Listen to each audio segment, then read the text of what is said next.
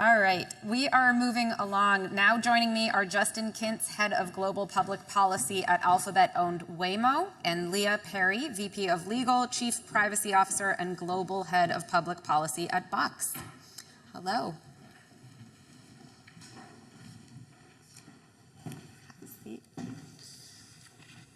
Actually, my first question is, I just have to make sure, is it Leah or Leah? It's Leah. Leah, okay, because every Leah and Leah I know really minds it when you get it wrong, so Leah. Yes. No All right, first real question to you guys. You're both with very different tech companies, very different products, so I just want to hear a little bit from each of you on, just what are the priorities? How do your respective companies think about policy and AI? And Leah, let's start with you.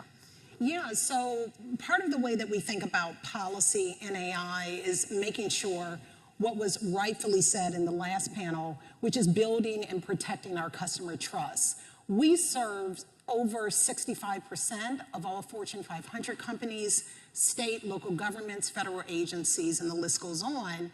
And so having that trust be at the top and forefront of everything that we do is absolutely critical. From the building Box Shield, which is an AI-powered security mechanism that acts even faster and more powerful by harnessing the power of AI, to building AI agents with security and privacy and compliance in mind, especially as a company that has met some of the highest levels of privacy, security, and compliance, such as reaching FedRAMP High certification.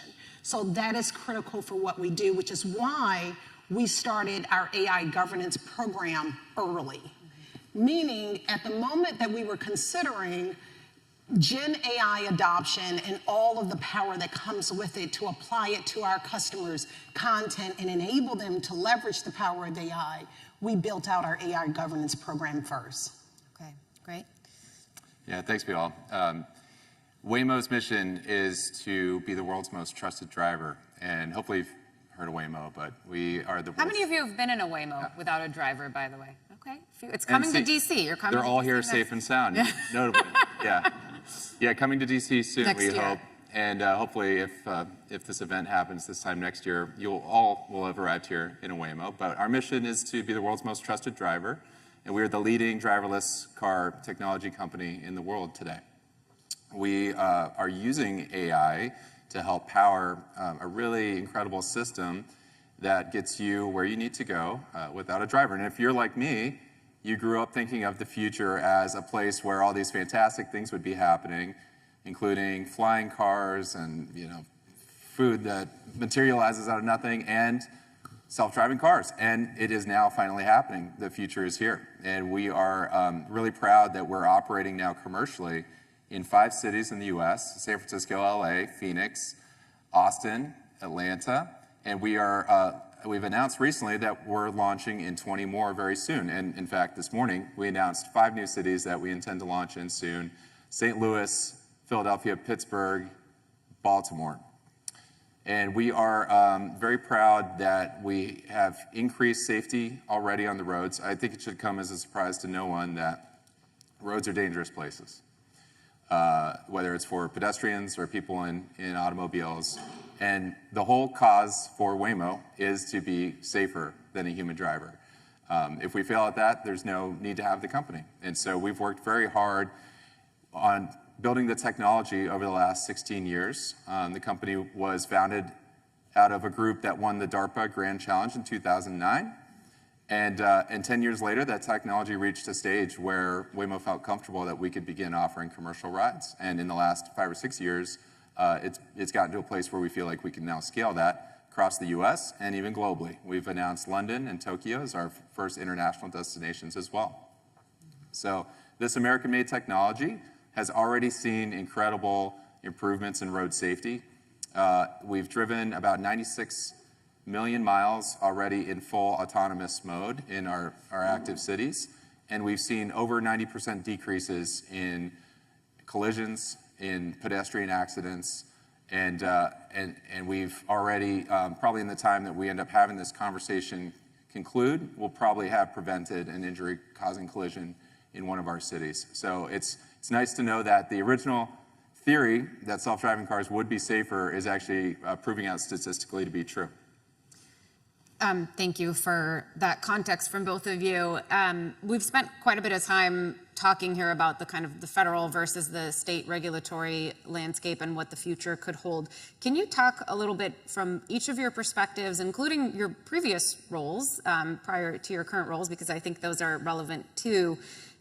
Just what is your perspective on this question? How does it impact what you are trying to do at your respective companies? Leah? Well, the way that I look at it, I've sat on both sides of the table. I've been honored to serve in the U.S. Congress as a senior attorney, investigating while running oversight for various different public entities as well as private. So I've been on the table of creating those regulations and digging into what is going wrong or what is going right. I've then been on the other side of working for the tech companies, for instance, like Box, and looking at how things actually work in reality.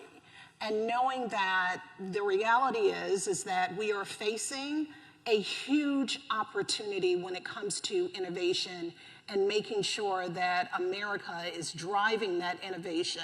But at the same time, knowing full well the jeopardy that that innovation and driving towards that is placed in, particularly when you're looking at patchworks of regulation or nation states not working together to create a common framework. So I think it's a balance between what I look for between guardrails versus spurring innovation. And so part of Box in terms of what we do is thinking ahead to get ahead of where we anticipate regulations going. What are the areas that we believe our customers would want to see to trust in us in terms of our company as the leading intelligent content management platform, but then also as we build AI agents and we customize those agents or pre-package those agents, that they know that the content in which it's operating on is operating securely within Box, that the knowledge-based decisions that are being made will not only save time for knowledge workers rather than digging through or spending 20% of your time just trying to identify information, but will actually create structure to that unstructured data.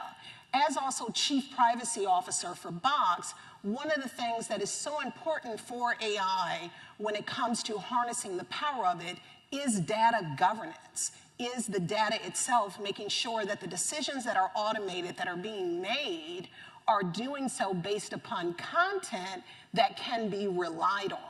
And so creating structure to that unstructured data and marrying into permission setting, content management, access controls, all within a secured platform is something that's critical for our customers. So when I look at policy, I want to make sure that that policy has a balanced approach to allow innovation to move forward without holding it back, but it's agile enough because AI is moving so quickly. Justin? Yeah, I spent most of my career sort of at the intersection of where the digital meets the physical, and Waymo's perhaps the best example of it yet. And you know, it's pretty interesting if you think about the long history of how people move around a city. This is the latest innovation, but there's been a lot of innovations over the last couple hundred years. It started with ferrymen taking people across the Thames River a couple hundred years ago in London, paddling you from one side to the other. Bridge was invented. Then people could start to walk across the bridge, take a horse and buggy. Horse and buggy dominated for a while, and then horse and buggy was soon replaced by the taxi industry and the automobile that came around in the early 1900s. And then sort of famously that lasted for a long time, and then Uber came to town and it started to change things a little bit there. And you were with Uber previously? Yes, yeah, I spent nearly a decade at Uber when going from startup phase all the way through IPO, and I get to see these evolutions happen in real time and got to go help argue for what the rules of the road should look like for this new innovation. How does it fit into the existing mobility infrastructure in a city? And Waymo now is the next generation of that too, and so we have to evolve again, and we have to say, what should the rules of the road be for driverless vehicles? And it's a very tricky question for policymakers, because you're starting to think about, well, okay, how do we apply a driver's license to something that doesn't have a driver, or rather has a system as the driver. And where should that live? Should it live federally, state, local level? Because the system is operating sort of globally, and it's learning from every mile that's being driven on the road. Everything it's seeing, the system is learning not just from not just one car is learning, but that goes back to the entire fleet, and it's internalized and it's processed, and then the entire fleet of vehicles then becomes that much smarter. So we've done nearly 100 million miles across the entire fleet in autonomous mode. We've probably driven billions of miles in simulation that's powered by AI and machine learning. And because of that, we have the world's most trusted driver now, the Waymo driver, because it's seen essentially billions of things that can happen. Now, hasn't seen everything. We're still learning every day. New data is being collected, new edge cases happen.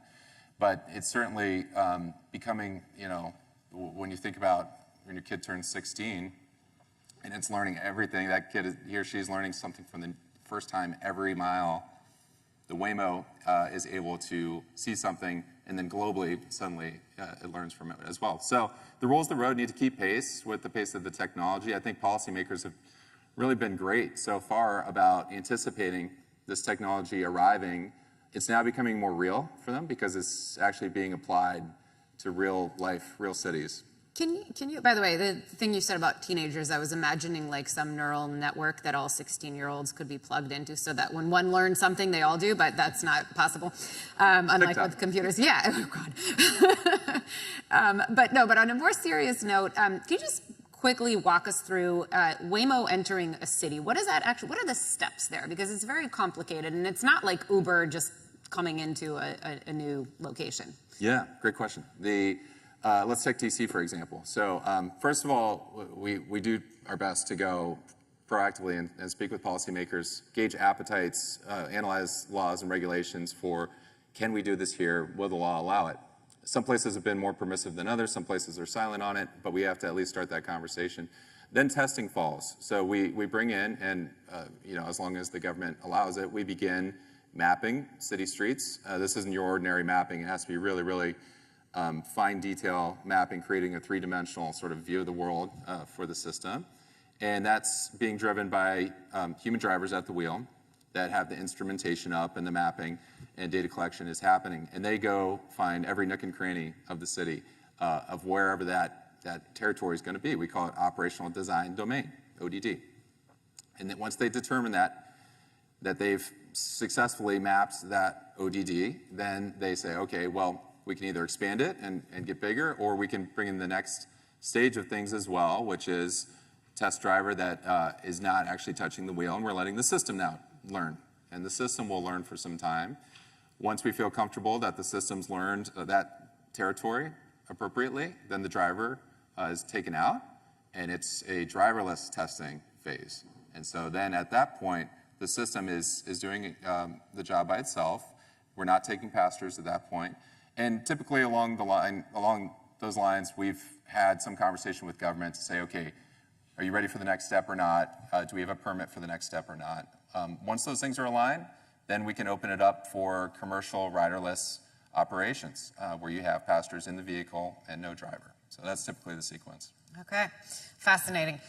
Leah, I want to have you kind of help us zoom out from the local level, not just state, federal, but global, because I know it's something that you are spending a lot of time thinking on. You're, I believe, off to Qatar soon to talk about this. How does Box think about global standards, and in what areas is that critical for your business? Yeah, global standards is frankly, it's a conversation that we're having multiple times a day. In my role, both as Chief Privacy Officer, also partnering with stakeholders to lead the AI governance program, but also in terms of public policy and regulatory digitization. One of the things that we're thinking about is, okay, how can we meet the highest bar? Mm-hmm. Where is that highest bar? What are customer expectations? Our customers believe, and what we're increasingly finding, they want one platform to go to.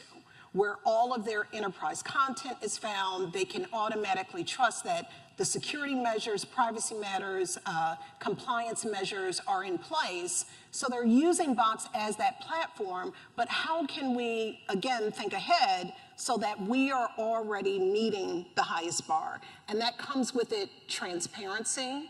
It comes with it making sure that we're offering all various AI models, and I should say that we're AI agnostic in that we promise to our customers that trust in us to protect their content to equally provide the most safe and secure, most advanced models that are available in model families. And so in doing so, we're thinking, okay, not only can we provide this securely, how can we provide it in a compliant manner, particularly because so many of our customers are some of the most regulated industries in the world. And so we literally went through, as we were developing our AI governance program, and mapped into every single legislative proposal that was out there globally. And we looked at where things were headed, where we knew we could immediately meet, and what we needed to do in the future to meet that. So it was a lot of work, but it placed us ahead in the marketplace so that our customers could trust in us. And this is why I'm going back to making sure that regulators globally are working together, because it's going to take all of us to make sure that the US is leading globally in AI. It's going to take all of us working in public-private partnerships. It's going to take meaningful infrastructure in place and architecture. So all of those things need to be brought together so that we can win this race as a nation and as across our allies. So that is something that I'm immediately thinking about when it comes to marrying all of the different regulations together. By the way, we haven't really touched on agentic AI all that much. How does that change things for you, and what kind of policy issues do you need to be looking at as you enter that world more and more at Box? Yeah, absolutely. Well, with agentic AI, it's the promise of the knowledge-based worker suddenly being able to allow an AI agent to make an automated decision to make them move faster. So think marketing plans, et cetera, all of these things that normally would take hours to create can be done in more rapid pace so that they can focus on the knowledge worker, those more meaningful, comprehensive tasks that are deep dives. And so with that said, the way that we're thinking about AI agents is making sure, A, that the MCP servers that we're offering and providing are safe and secure, that the interaction with the AI agent to the content is the right content, making sure that the permission levels are therefore complied with, and then when the agent makes a decision, making sure that there is a level of human in the loop that therefore is managed by, for instance, what we call within the admin console. There's also areas in terms of the interaction between AI agents within bots and those third-party AI agents, and making sure, again, safe and secure as those AI agents are sharing information and placing it within bots, all directed by our respective customer. We spoke earlier a bit on stage about the role that public perception has when it comes to AI, and I'm curious to hear from both of you. I know your positions aren't, chief evangelist, but obviously the public's trust in the product, seeing what AI can do for them is critical to what you're doing. So how do you think about, just kind of pushing out there the ability for people to see how your products can work for them, how they engage with AI, and the role that plays in furthering the whole field? Yeah, you have a very visible physical world application here. So how do you think about So it? I think there's a huge burden of proof on us to earn that trust, and that's why our company's mission is to be the world's most trusted driver, and that trust is safety first. I mean, that's probably the biggest part of the trust factor, but it goes beyond that too. There's a societal trust that we need to earn as well, that says, okay, this is going to be pretty revolutionary. So not only do we need to feel comfortable that this is safer than a human driver, we believe that it is today and that it's only getting better each day. But beyond that, how are you going to interplay with human-driven professions? How are you going to interact with public transit? How are you going to help alleviate congestion, or at least not contribute to it in some of these cities? So there's a lot of knock-on effects that we need to address as an industry, and we're working to do that. We think that the net contribution here of potentially reducing by upwards of 90% serious injuries in collisions is a very worthy mission to then, once we achieve that, go say, okay, we will work together with government and with civic society to make sure that these other interests are taken care of as well. But the faster we can do it, the faster we can help keep people safe on the roads. And so that's our driving force at the company, which is safety first. And let me give you an example that we've already seen. So the AI-powered anticipation within our systems is so much better at intersections that we've seen a 90% reduction in intersection collisions compared to human-driven cars. So already we're seeing tremendous gains. Those numbers are even better when compared to a 16-year-old, right? Yeah. I would assume. Leah, I want to make sure to hear from you as well. How are you thinking about this? Well, I think it's clear, based upon what I shared earlier, that trust is at the very foundation of what we do at Box. What we are thinking about is privacy by design, security by design, making sure that the controls are at the admin, the administrator's fingertips, to make sure they are making the decision. We are not making the decision around control, permission setting, et cetera, which content exactly is being applied when AI agent is making a decision, but instead the admin can make those controls. They can then customize those agents in a way that would be most beneficial to their organization. They can allow additional transparency, or rather we're providing additional transparency because it's important to our customers to have an understanding of what models are integrated into our product offering. And then even further, our testing on that model, so testing on the RAG to ensure reliability and the prevention of hallucinations, or the prevention of when an AI agent comes in, a third party, that they're not bringing with it malware or ransomware, et cetera. So that is part of our testing and controls that we do rigorously before we would GA or make generally available any type of product offering that we're putting on the marketplace and making available to our customers, which is our highest goal. Well, Justin, Leah, thank you so much for being here with us. Maybe there's some kind of product integration down the road. You'll be in a Waymo accessing your content from the dashboard or something, right? In a flying car someday, an autonomous flying car. So thank you so much. Pleasure speaking with you both. Thank you so much.